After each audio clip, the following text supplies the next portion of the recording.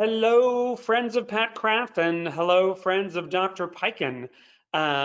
Thank you for being here and welcome. We are happy to have Dr. Piken back. We've had him speak at our showroom a few times, and it's always been impactful, and it's always been some great takeaways that we can all kind of put into our lives for incremental change that can kind of help us feel better, live better, and work better. So we brought Dr. Piken back today so that we can talk specifically about this really unique and remarkable time that we're all living through and how we can be better stewards to ourselves. And so I welcome Dr. Piken now to kind of walk us through some things we can do to live better, feel better, and work better. Dr. Piken, it's up to you. Thank you once again, Andy, and hello everybody out there. Usually I get some feedback. I do have Andy's face, thank goodness, as feedback if I'm staying interesting. So I hope everybody is going to get a lot out of this. What I'm going to be talking about today is your immune system. And is my screen already up? Your screen is already up. Actually, I should also mention, if you have any questions, please type them in the question box, and I can field those to Dr. Piken as we go. Okay, yeah, so we're going to be talking about your immune system. I'm not going to get into all the things that have been said 5 billion times on TV and on your YouTube feed. I'm going to try to give you some basic information on how to get yourself to be the healthiest person you could be, because that's really how you can protect yourself the best in these times. And just a little background about myself, I'm a chiropractor, but I'm also a nutritionist, and I'm a practitioner of applied kinesiology. It means that I have conversations with people's bodies so they can tell me how to get them better. And what you're going to get today is a background on the immune system. There's no better way. Oh, by the way, what I'm going to be doing is speaking for about 20 minutes. I'm not going to hold you here forever. I know you've been online and doing work all day online. So this is going to be really short, brief, and then please ask as many questions as you can. I want to answer any concern or question you have about how to beat this thing, how to get healthy, how to prevent all the bad things. All right, so let's start off with, oh, I have to do that. Let's start off with this slide. A lot of people have heard the name Louis Pasteur, but very few people have heard Antoine Rochelle. I hope I said that correctly. These were two contemporaries. They actually worked together. Louis Pasteur is famous for creating the first vaccines, pasteurization, and really how most of science went back then in the mid to late 1800s is he was doing research on alcohol. Little known fact, there's actually a great book all about how modern science was really launched by the need to figure out how to brew alcohol and not having it go bad, and how you can get the flavor to be consistent. Louis Pasteur was part of that movement, and what he found was if you have these microbes, they impart taste and flavor to different alcoholic beverages, and that led him down a rabbit hole of discovering lots of other things. But basically, Louis found out that germs cause disease. At least he is dubbed the father of the germ theory, saying that if you're exposed to these little microbes, he didn't know what they all were called back then, but if you're exposed to a little microbe, then it will make you sick, and that's what caused disease. Well, Antoine Rochelle said, yes, well, that is true sometimes, but what he said is, it's not just all about these little bugs. What about the terrain that those bugs are living in? That means a lot more. And Antoine was so adamant about his theory that he and a bunch of his other fellow researchers took smallpox that they cultured, and they actually ingested it into their mouth to prove that when you put a germ in your body, it doesn't necessarily make you sick. Now, this is the problem. Louis and Antoine were at odds, and they fought with each other. And of course, what humans do is we take sides, and that's horrible. And because Louis won, in the battle of the minds, Louis had more research and he was better funded or something like that. I don't know all the details, but the germ theory persisted because you can do experiments that say, hey, this germ was killed by this thing. So you put them together and you start killing germs and everybody gets better. But Beauchamp shouldn't be ignored. But let's go through them both. Oh, I have to tap this, sorry. All right, let's say Pasteur was correct. All right, if he's all right, and again, it's really a little bit of both, then we have taken all the right steps to follow to make the Earth the better place. In 1881, the New York City Department of Sanitation was founded. And in researching these dates, I actually looked up a lot of pictures of old New York. And if you want to go back to those, they're really interesting what happened before 1881 and all the, you know, the lack of sanitation and how New Yorkers lived. So it wasn't until 1847 that doctors started to wash their hands. It wasn't until actually the early 1900s, some say 1920, some say 25, where doctors started to wash their hands during birth, delivering babies, sorry. So these germ theory didn't take off right away, but slowly these antibacterial habits have taken hold. And you can go through, and it wasn't until the 1950s where we really started to understand that antivirals are important too. So if Pasteur is correct, we have done a lot to take care of ourselves already. There's actually been so much done by government, by the community at large to make you safe and healthy from bugs, that there's not a lot left for us to do outside of this extreme situation where we're all in, where we're told to wash our hands. And of course, if you're traveling, I wrote down cooking food and cleaning water. But the management of pathogens in modern life is largely out of our hands, except right now from staying distance from other people and trying not to cough and sneeze on people. And that's the purpose of the masks. But what I want to tell you about is that there's a whole lot more that you could be doing rather than just staying away from people. So let's talk about Antoine Rochelle. What if he was correct? And you can do something about your terrain. The terrain is the place that those bugs land. So whether it's the measles, mumps, rubella, or COVID-19, it doesn't matter what bug it is, even the common cold.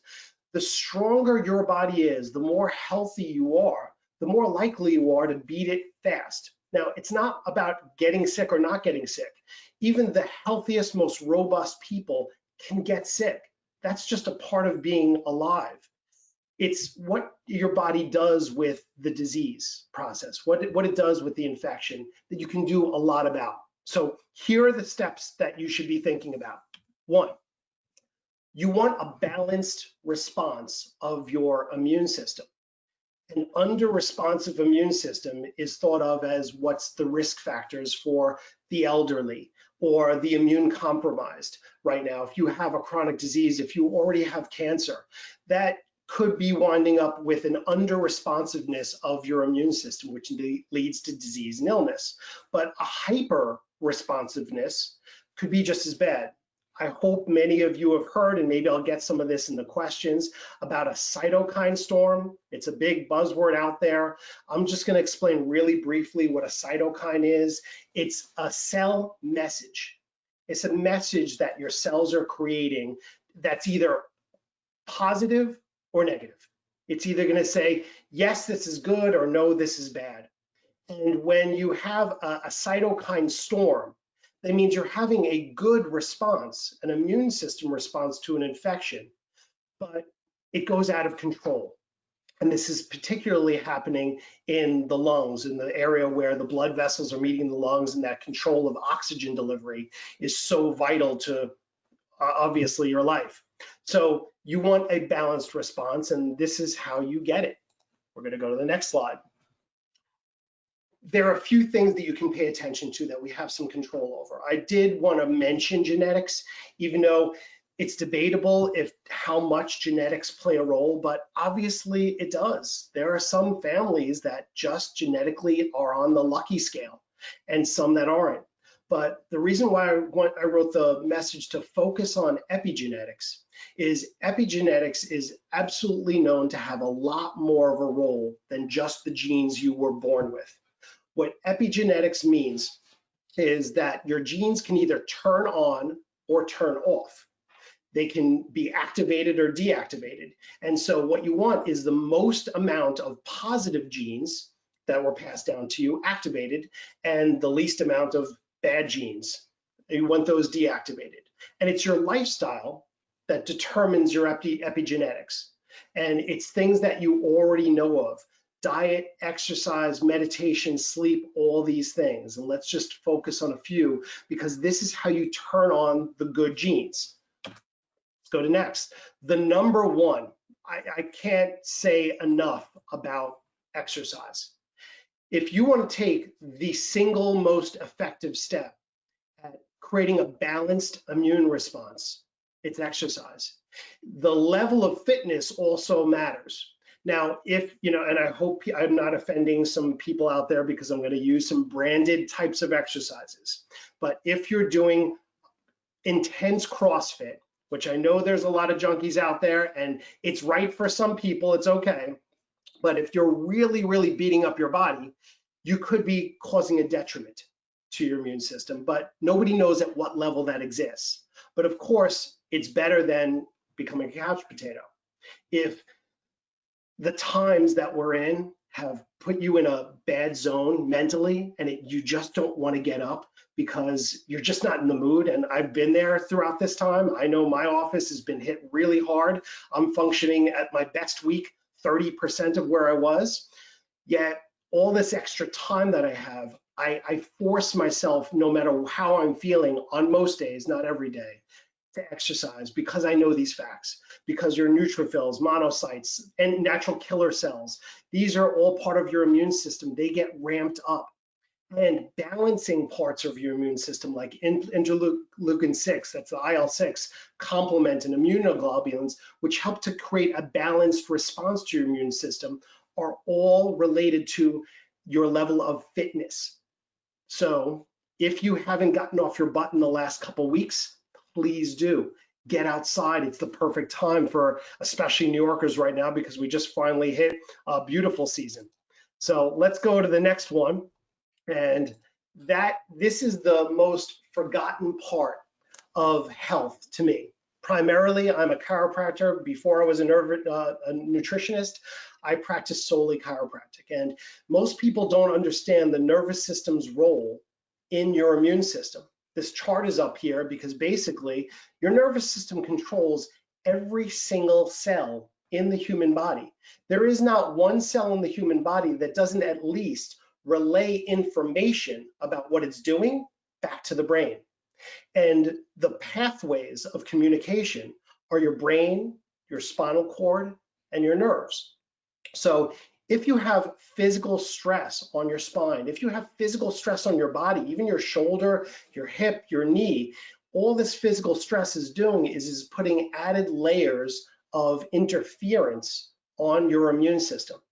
And all throughout my 25 years of practice, I've been trying to get people to pay attention to building up their resiliency, building up their level of resiliency, because you never know when a rainy day is going to hit. Well, this is the rainiest day I've known in my life as far as the population goes. I've had some bad days on my own personal side, but the thing that you can do is pay attention to your nervous system by keeping your body free of interference. If you have something that's not moving, whether you go to a chiropractor, an acupuncturist, a physical therapist, you take a lacrosse ball and rub on your shoulder, you do some extra stretches in yoga, that's going to open you up, and it's going to help your immune system just as much or even more than exercise alone will.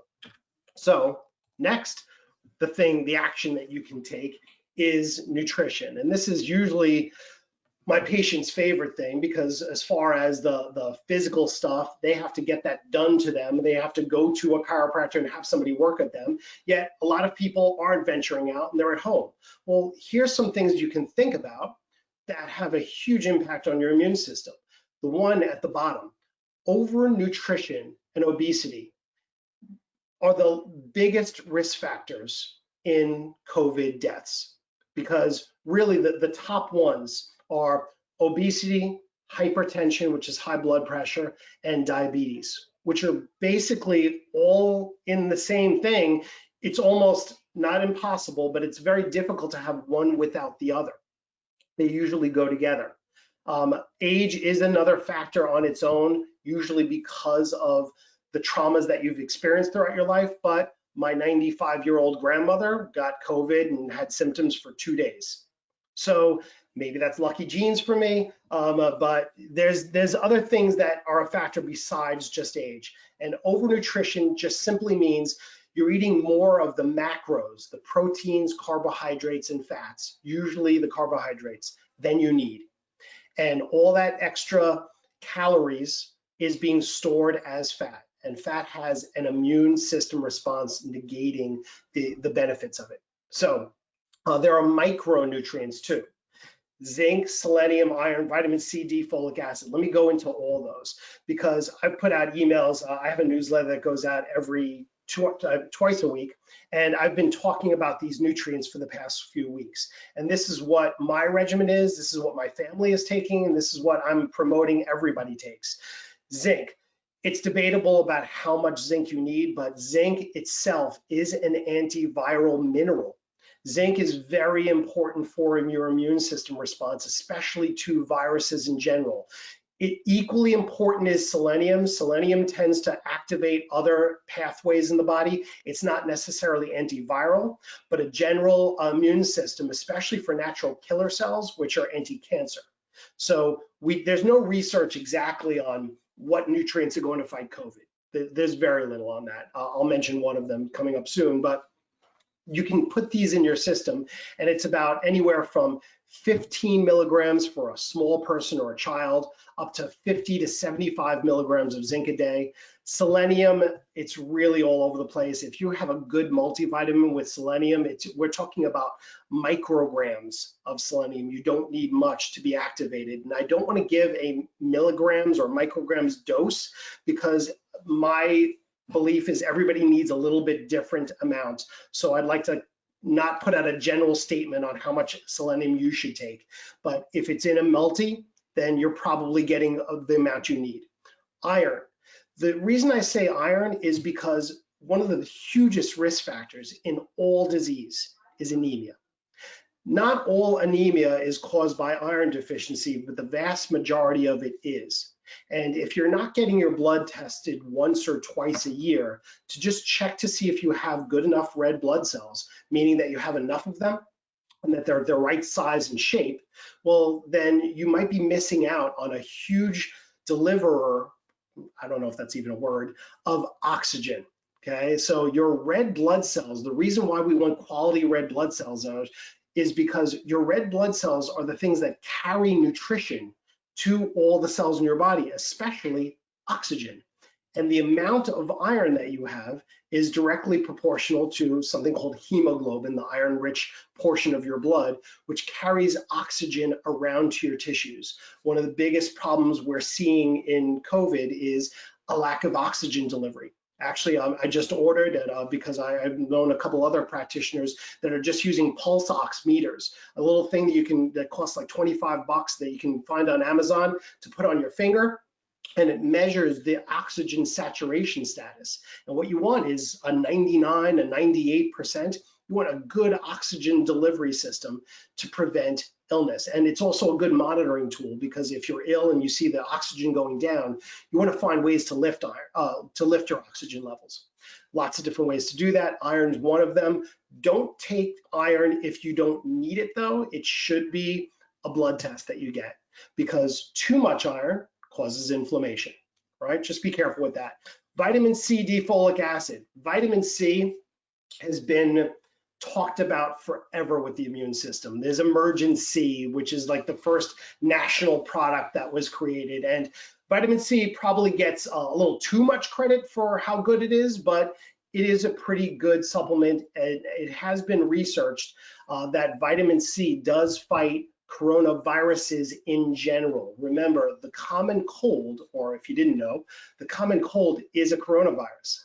This is COVID-19, a specific strain that we've never seen before. So there is zero research on the efficacy of vitamin C fighting that. But what I'll tell you is it can hurt. 1 to 2,000 milligrams or 1 to 2 grams a day is what I'm taking in. You just have to be careful that if you start to get digestive upset, whether it's burping, belching, acid reflux, or your stool changes, it could be the vitamin C, so back off of that. Vitamin D, we talked a few slides ago about a balanced immune response. Vitamin D's job, well, vitamin D has tons of jobs, but one of the most important for today, the only one we're going to speak about, is vitamin D is like a traffic cop. If your immune system starts focusing or functioning like this, producing antibodies against a certain type of pathway, and your body doesn't have enough vitamin D, your body never realizes that, oh wait, we have to also do this. And part of the cytokine storm, and there is research, I put it out in my past couple of emails, that says vitamin D can mitigate the cytokine storm. The number one single nutrient researched, and the number one thing besides exercise and being generally healthy that you can do right now is make sure that you have optimum vitamin D levels. The minimum in research is 30, it's UGs per deciliter, but on your blood test, if your number is 30, you're hitting the bare minimum. The optimum would be 50 to 80. So that's all you have to know is, does your blood range when you test your vitamin D, does it lie somewhere between 50 and 80? If it does, you're somewhere in that optimal range, and you're taking like an insurance policy out that says, hey, my immune system, at least I took the steps to make my immune system regulate the best it can. Folic acid goes back to the genetics we talked about. So folic acid, you can say, comes from foliage, green leafy vegetables. About 1/3 of the human population has a genetic SNP. I'm not going to say, well, I'll just say it, single nucleotide polymorphism. It's an error, let's say, that's passed down through generations.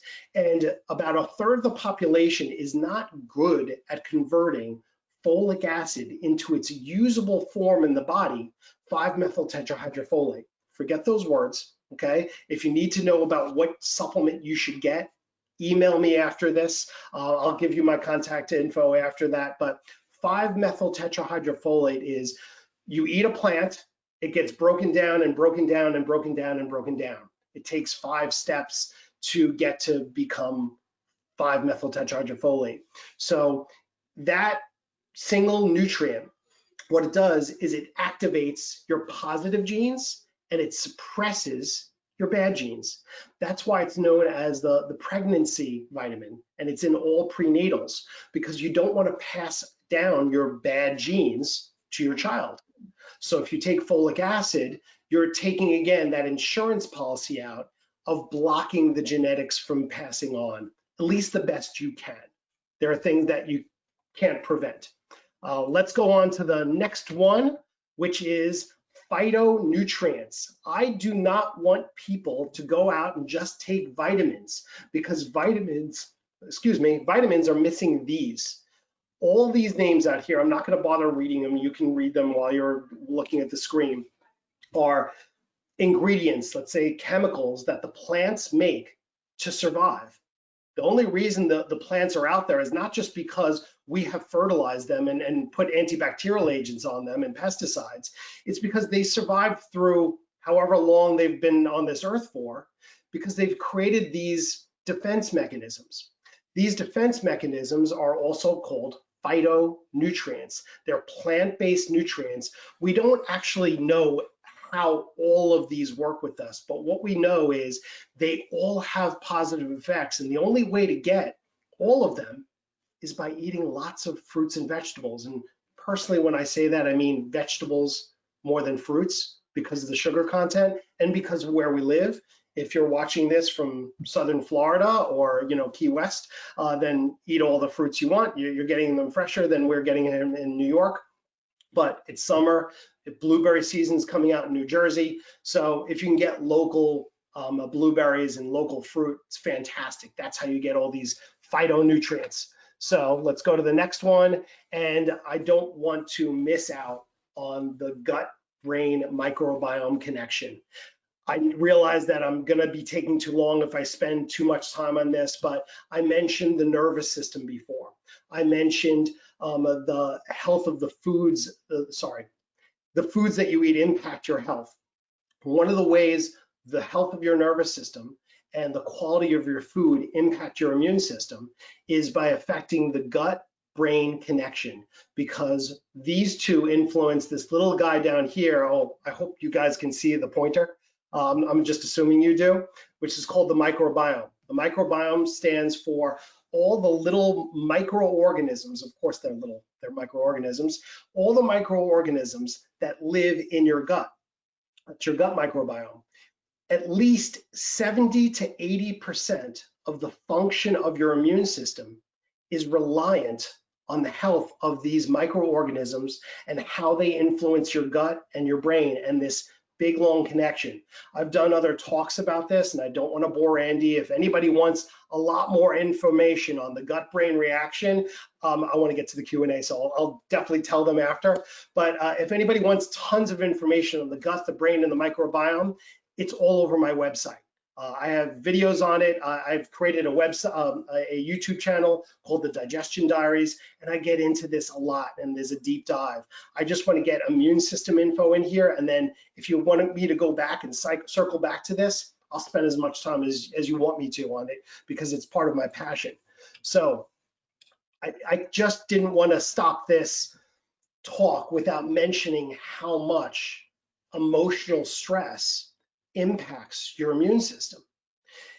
Even though, if you want to take some time and read the slide, bouts of acute stress can raise the immune system because your body is in fight mode and it'll beat anything. You won't die if there's acute stress. If you have chronic stress, it suppresses your immune system primarily, even though there's a lot of other reasons. If there's a lot of scientists out there, I'm just trying to make it simple, primarily because of one hormone called cortisol. Cortisol is the hormone, is one of the many hormones of stress. And when cortisol is high, it's related to how stressed you are. And cortisol suppresses immune system. You can't run away from a tiger, high cortisol situation, and rest and heal at the same time.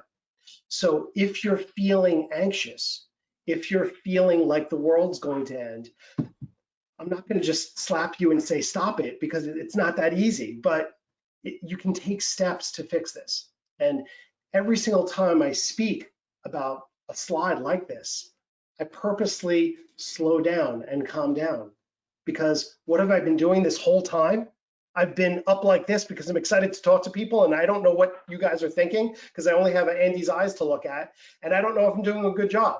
So I'm a little hyper excited. I'm probably talking a little too fast, but when we talk about the nervous system and stress, all you have to do is recognize your actions and turn the page, make it different. All you have to do is take a deep breath and let it out. Start talking slower, and that can have an enhancement to your immune system.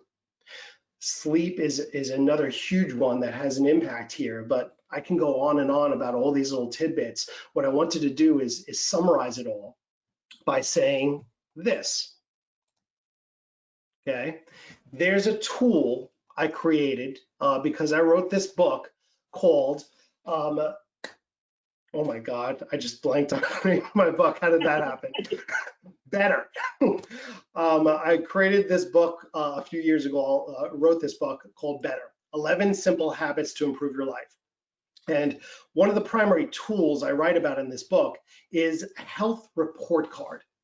And basically all the most important strategies, all the most important habits that you could take hold of and do something about right now are listed right here. This is a snapshot of a report card that you can get for yourself. All you have to do is go to any one of my web pages and scroll down to the very, very bottom and look to this little fine print that says Get Report Card. It's like a little hidden thing because nobody was using it when it was big. So I just decided to hit it, hide it, and let people know about it. But basically, you can give yourself grades. This isn't working right here. You can give yourself an A, a B, a C on how well you're doing. And the goal is not to be perfect straight A's. That's great if you have straight A's. I've met a few of those people throughout the years, but the goal is to grade yourself on how your habits are and find the lowest, worst habit that you have, that you believe that if you made a grade higher from a B to a B plus, from a C minus to a C, that would impact your life a little bit more. That's the goal here. It's not to be perfect and have this armor that you'll never get sick or never die. It's to make sure that you're taking all the steps that you can to be the best version of yourself. And this is just a simple tool that I use. You're welcome to have it. To get it, all you have to do is go to, it's written pretty small right there, but drjasonpiken.com, and you can find out more info. You know, I wound up going over the 20 minutes. I really apologize. I practiced this a few times, but I go on tangents sometimes when I'm talking, especially to myself. So I really want Andy to take over and let me know, does anybody have any questions based upon what I said? I don't have any questions in there just yet. Okay. I hope everyone's found this very interesting. I absolutely found it interesting. If you do have questions later, obviously drjasonpiken.com, that's listed in the invite that we circulated as well. Trying to think if I have a question. I mean, of the people you're seeing, I imagine, is it exercise or nutrition? Are those the things that people are faltering on, or is it just you can't pinpoint one or the other? I have such a wide array of patients, really. Like, my office functions as not an ache and pain office as a lot of chiropractors do. It's really a primary healthcare office for people that don't want drugs and surgery as their first choice. Right. So people come to me with with a big wide array of things, anything from gut issues to migraines to back pain, everything. So I've seen people, a lot of people actually being encouraging me. Sorry, I tongue twisted myself there. Let's take a sip of water. I've been very encouraged because a lot of people that weren't active are all of a sudden getting active. Not only are they starting to come back to me, but they've been exercising every day. They've been making a salad every day, one of my tips. They've been eating even better, lowering their carbs. They're using this time as a boost to their body. And that's really what I've been teaching. Again, the save for a rainy day. Some people, though, have just gotten hit, either because their businesses have actually taken off and they're so busy because they're doing everything on their own, or their bosses are requiring them to do a little bit more and they've been faltering, or I have a bunch of people that are just plain old scared and they're worried and their body is turned off. And so I'm that, you know, hopefully positive slap in the face. I don't really slap anybody, but I encourage people to just lift up. And if you come in, you just get that boost you need. Well, there's a question from Brenda, and that's actually one of my favorite questions. It says, what is your best advice to get a healthy gut? And it's probiotics, apple cider vinegar, yogurt. What is your, if you were going to pick one or like the most important thing for gut, what would you say? There is no one single thing. Doesn't exist. There is one single thing for an individual, and some individuals have gotten lucky doing one thing and they go off on the internet and saying how amazing this one thing is, but it doesn't work for the other person. So if there is one single thing, it's one single big thing. It's an elimination reintroduction diet. It's food. The food you eat feeds your microbiota. So a probiotic is the actual bacteria that somebody has cultured, and you can take it in your mouth and it'll do some good things in your gut if you need that. Yet the vast majority of probiotics don't set up shop and stay there. Once you stop taking them, they don't have any positive effect on you. Prebiotics are specific foods, usually basic just fiber, that are found in food that feed the probiotics.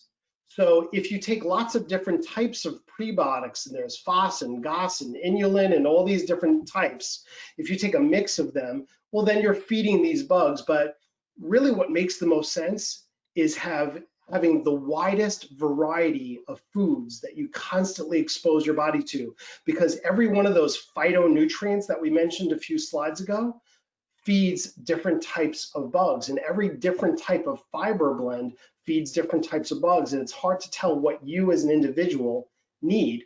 So you have a big wide variety of foods, but if you think foods are irritating your gut, you've got to eliminate those. The way you do that, on my website, you go to conditions and scroll down to leaky gut, and you click the link for the leaky gut diet. And I have a video that's 20 minutes long and a PDF. It's all free. You just take it and it's your food guide and instruction manual. If you've got any questions outside of that, I can coach you through it. That's what I do. I love that term, leaky gut. So appealing. Another question. How does sugar specifically affect our immune system? Lots of different ways. I'm going to give you the basics that basic term I used just a few days ago in one of my emails that I sent out. If you have excess sugar, like high blood sugar, okay, that means you might not be diabetic, you might be, but you might be a pre-diabetic state. You just have more sugar than you need. Well, that makes your blood thicker. That's bad. Your capillaries, which are your smallest blood vessels, can only allow through one cell at a time. So that's why it's bothersome if you have poor circulation in your fingertips and your toes, because there's only capillaries there. There aren't big arteries and veins in there. So it's hard to get the oxygen to there. But if you have diabetes, which is really high blood sugar, you can actually lose feeling. You can get numbness and tingling in your fingers and toes because all that extra sugar is basically making your blood thick. I'm really dumbing this down and making it simple, but this is true. And you have less oxygen delivery. How sugar on a relatively healthy person affects you? Well, if you're resilient, you can have some, but you just want to minimize it. Sugar is not food. It's something that's taken from food, like beets, okay? And it's created into a chemical. And so whenever you concentrate anything and it's not food anymore, it's going to have a hyper reaction. I don't know if I explained that correctly or not. No, that was great. Yeah, about the blood. Is that somebody else? Yeah, no, that's interesting. I hadn't heard it described as the blood getting thicker, but that makes absolute sense that the cells are bigger because they're full of sugar, I guess. Yeah. Yeah. So if you had one more gem of wisdom to impart to this team or to this group before we head off tonight, what would that be? The biggest action step is go to my website and get a report card. Give yourself a report card and just be honest with yourself about where you stand, and then take one action. Just look to make one of those grades better, whether it's diet or the supplements you take that we mentioned here, or exercise, or going to a chiropractor, or whatever it is, calling me for help, whatever it is, please take an action. Don't go away from this talk and say, boy, he was a great speaker, that was nice, and then just turn on your Netflix and start eating popcorn and ignore it. I want you to just do something, because anything you do will get you to be better. And that's my goal. And by the way, if I can mention one other thing, anybody that contacts me after this talk that wants to come in for a visit, whether it's a virtual, because I'm doing a lot more of those lately, or in my office, because I'm in there right now only Wednesdays and Fridays, I'm offering just at least like a 15-minute consult for free, just to see and talk to you about what's going on in your life and how we can make it better. If I can even help in that 15 minutes and just give you tidbits on your own, I'd be happy to. There's no charge for that. Just contact me and let me know you're part of the Patcraft workshop. I have a lot of extra time to talk to people, and I'd love to just be able to speak to you and help you a little bit more, and hopefully not be tongue-tied.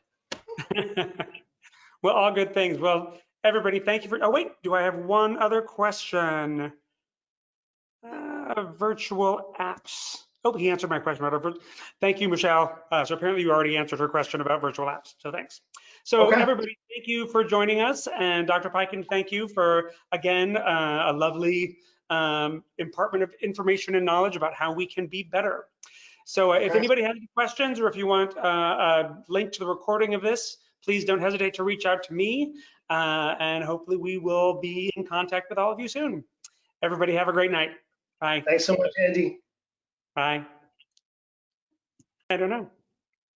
The session is being recorded. Change presenter.